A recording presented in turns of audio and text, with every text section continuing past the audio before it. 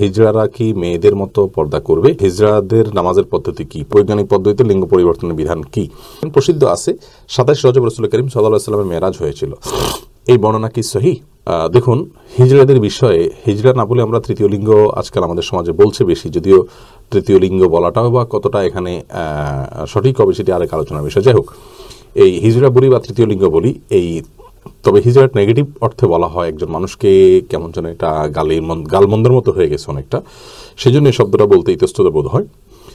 তো হিজড়া বা তৃতীয় লিঙ্গ লোকদের ব্যাপারে একটা ভিডিও আমাদের এই পেজে আছে, আমাদের ইউটিউব চ্যানেল আসুন্নাহ ফাউন্ডেশনে আছে। সেখানে আমরা তাদের সম্পর্কিত বিভিন্ন বিধিবিধান উল্লেখ করার চেষ্টা করেছি, আর সেটি প্রচারিত হয়েছে যমুনা টিভিতে। সেই ফুটেজে বিস্তারিত আপনি পেয়ে যাবেন। আমরা শুধুমাত্র মৌলিক একটি কথা সংক্ষেপে বলে রাখছি, সেটি হলো তৃতীয় লিঙ্গের মানুষের মধ্যে কারোর মধ্যে যদি পুরুষের অবকাঠামোটা তার শরীরে বেশি পাওয়া যায় বা জিনগতভাবে টেস্ট করে তার ভিতরে পুরুষের জিন ইত্যাদি পাওয়া যায়, তাহলে সেক্ষেত্রে পুরুষের বিধিবিধান তার জন্য কার্যকর হবে এবং তিনি পর্দা আপনার করতে হবে না মেয়েদের সাথে। আর যদি তার মধ্যে পুরুষের মেয়েদের জিনটা পাওয়া যায় টেস্ট করে, অথবা তার শারীরিক কাঠামোটা মেয়েদের সাথে বেশি সাদৃশ্যপূর্ণ হয়, পুরুষদেরটা কম থাকে তার শরীরে, তাহলে সেক্ষেত্রে সে পুরুষদের সাথে পর্দা করবে এবং মেয়েদের সাথে তারা মিশবে। আর যদি কোনোটি নিরূপণ করা না যায়, যেটাকে এখন সে মুশকিল বলে, তাহলে সেক্ষেত্রে অপারেশন করে আপনার তাকে কোনো একটি ক্যাটাগরিতে ফেলার স্কোপ আছে এবং আরও কিছু পদ্ধতি আছে। বিস্তারিতভাবে জানার জন্য ভিডিওটা দেখার জন্য আহ্বান করা থাকলো। বৈজ্ঞানিক পদ্ধতিতে লিঙ্গ পরিবর্তনের বিধান কি? কেউ কারোর লিঙ্গ পরিবর্তন করা, পুরুষ নারী হয়ে যাওয়া, নারী পুরুষ হয়ে যাওয়া, এটি অভিশপ্ত একটি কাজ, মানব জাতির জন্য ধ্বংসাত্মক একটি বিষয়। একটি বিষয় আপনার নিশ্চয়ই খেয়াল করে রাখবেন, যে বিষয়গুলোতে কোরআন এবং হাদিসে অত্যন্ত ভয়াবহভাবে, অত্যন্ত কঠিনভাবে সতর্ক করা হয়েছে, সেই বিষয়গুলোর প্রতি অনেক বেশি আগ্রহ থাকে এক শ্রেণীর মানুষের, বিশেষ করে ইহুদিদের এবং পশ্চিমা বিশ্বের কিছু মানুষের।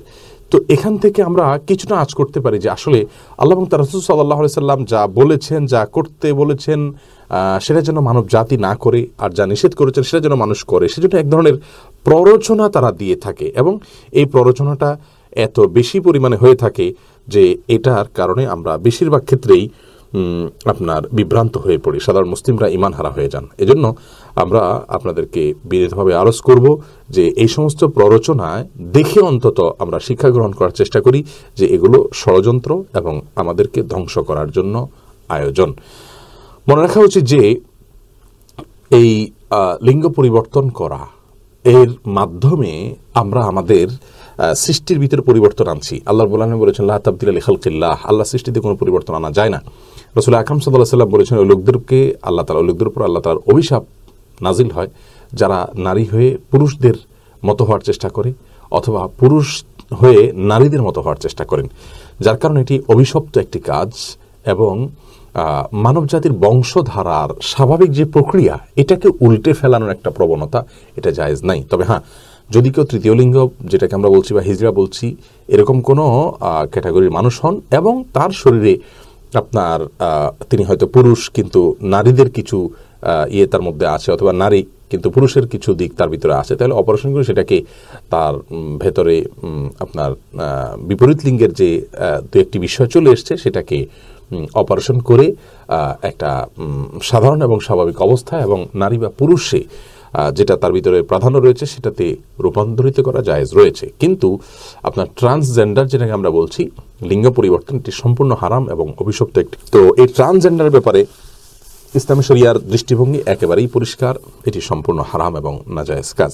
প্রসিদ্ধ আছে 27 রজব রাসূল করিম সাল্লাল্লাহু আলাইহি ওয়াসাল্লামের মেরাজ হয়েছিল। এই বর্ণনা কি সহিহ? ভাই আশিক, এ বিষয়ে আমাদের 27 রজবের ব্যাপারে একটা ভিডিও শেয়ার করা হয়েছে গতকালকে, যেটা আমরা পোস্ট করতে পারিনি। তো সেখানে স্পষ্টত উল্লেখ রয়েছে যে 27 রজব এটা রাসূল আকরাম সাল্লাল্লাহু আলাইহি ওয়াসাল্লামের মেরাজের তারিখ হিসাবে কোনো হাদিস থেকে বিশুদ্ধভাবে বর্ণিত নয়। হাফেজ ইবনে হাজার আসকালানি রাহমাতুল্লাহ আলাইহি বিশ্ববিখ্যাত হাদিস বিশারদ, তিনি তো বলেছেন যে এটি কাহিনী রিসাইটার এবং বিভিন্ন রকমের গল্পবাজ মানুষদের কাজ, কোনো অথেন্টিক সূত্র দ্বারা এটি প্রমাণিত নয়। তবে মেরাজ ঠিক কবে হয়েছে সেই তারিখ নিয়ে ইতিহাসবিদদের মধ্যে নানা রকমের মত পার্থক্য রয়েছে। 27 রজব এটাও একটি মত, কিন্তু এটার কোনো নির্ভরযোগ্য সূত্র হাদিস রাসূল থেকে আমরা পাই না।